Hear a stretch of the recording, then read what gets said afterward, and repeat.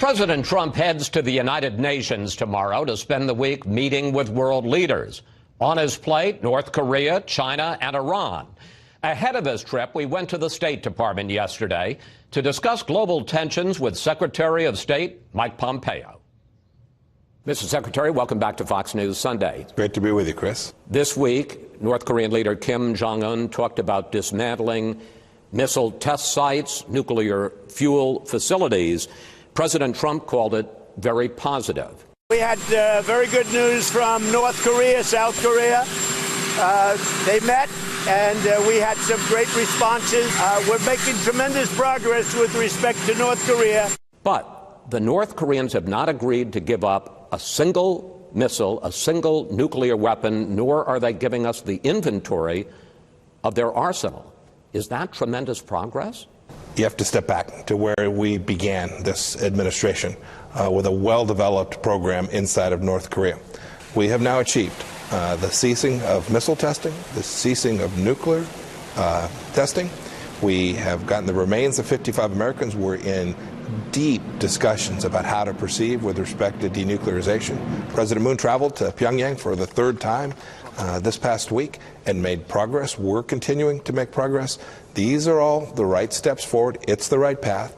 And we've made clear to the world that the economic sanctions, the pressure that has caused Chairman Kim to come as far as he has come to date, will remain in effect until denuclearization occurs. And so we're hard at it. President Trump has given me the task to use our entire diplomatic team to achieve the outcome that the world has demanded through UN Security Council resolutions. We'll talk a lot about that in the week ahead in New York. But again, you talked about denuclearization. They haven't given up a single nuclear weapon or missile or an inventory.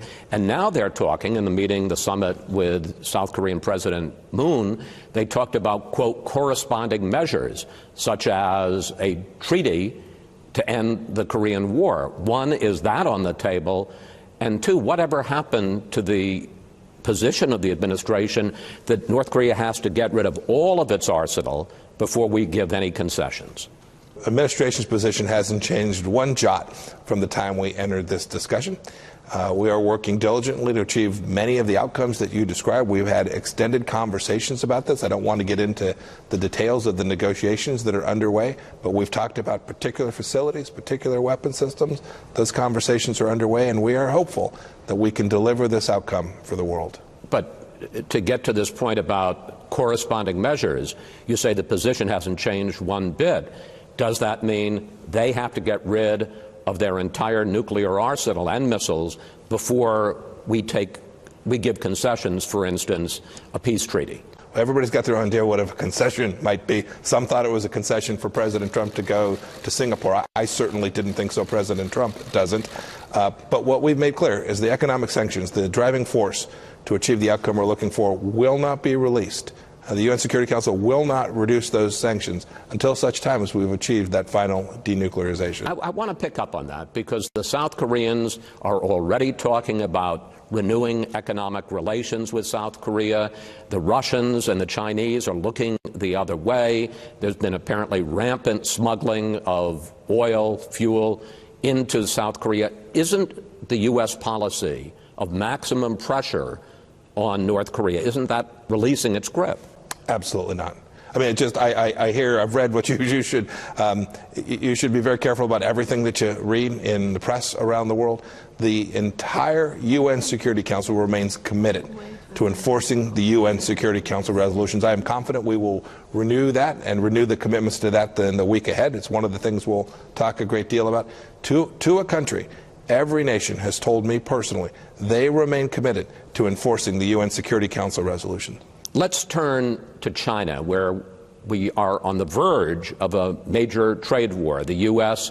has imposed sanctions or tariffs on $250 billion of Chinese imports. The Chinese have retaliated. They have just announced they're pulling out of a new round of trade talks this week.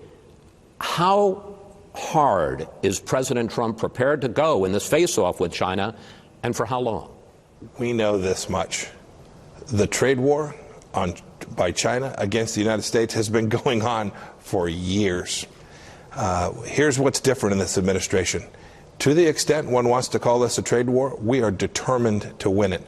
You know, I ran a small business in Kansas before I came to Congress. I saw how companies were treated differently when they attempted to do business, whether they were trying to sell goods into China or to purchase goods, to export from China.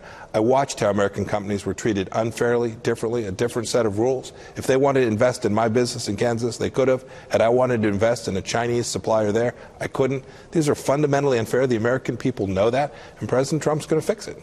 When you say you're going to win it. Yeah, we're going to win it. As long as it takes?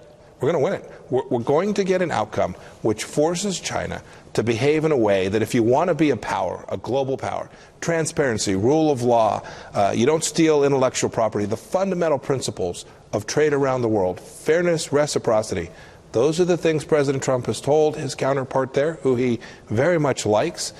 Those are the things the American people are demanding and the American workers deserve. President Trump announced this week that he's reducing the number of refugees that will be allowed into this country from 45,000 this year to 30,000 next year, which would be the lowest cap since the refugee program began in 1980. Now, take, for instance, Syria. There are 5 million Syrian refugees now in the Middle East. The U.S. has allowed only 60 Syrian refugees into this country this fiscal year, which ends next week. Is that this administration's idea of compassion? Chris, this country has been the most generous nation in all of recorded civilization with respect to taking refugees from around the world and admitting people from outside of the United States. It continues to be so under President Trump and will be during our administration. Let's talk about the refugees in Syria. The best place for those refugees to go back to would be to their homes. It's where they want to go. We've provided billions of dollars in aid, in humanitarian aid all around the world in the Trump administration. And we've let in over 4 million people to our country over the past 2 decades. This is a generous nation.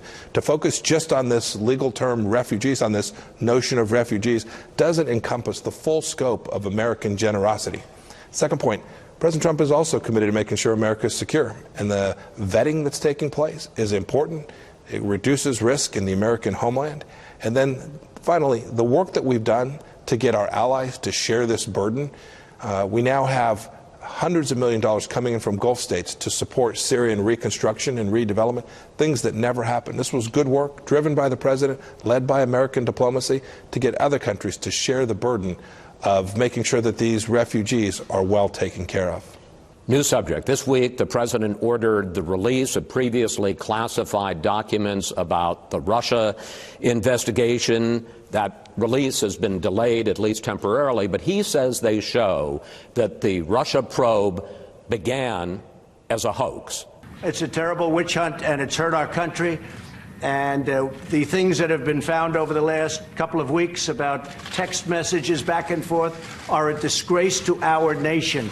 You were CIA director until just this May.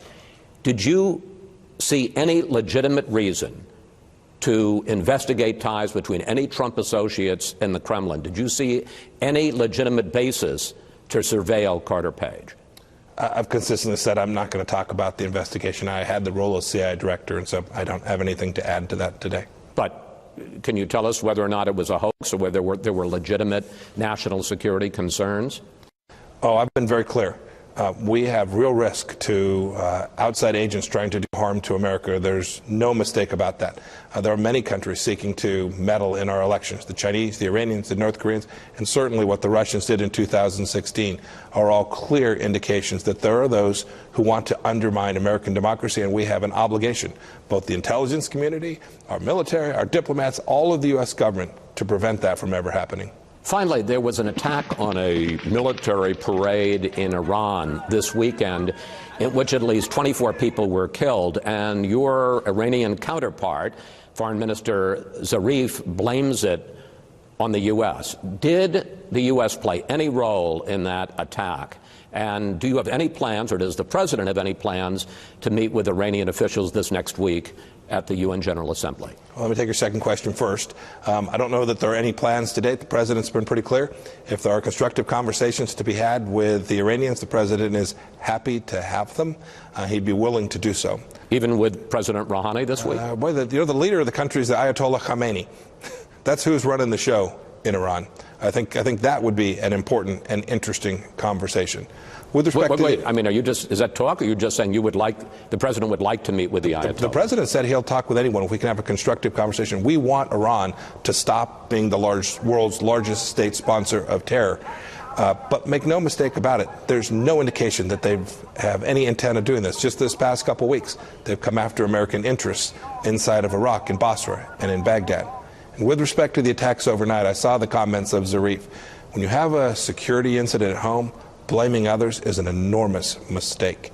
And the loss of innocent lives is tragic. And I wish Zarif would focus on keeping his own people secure rather than causing insecurity all around the world. Mr. Secretary, thank you. Thank you, Chris. Good luck this next week at the UN. Thank you, sir.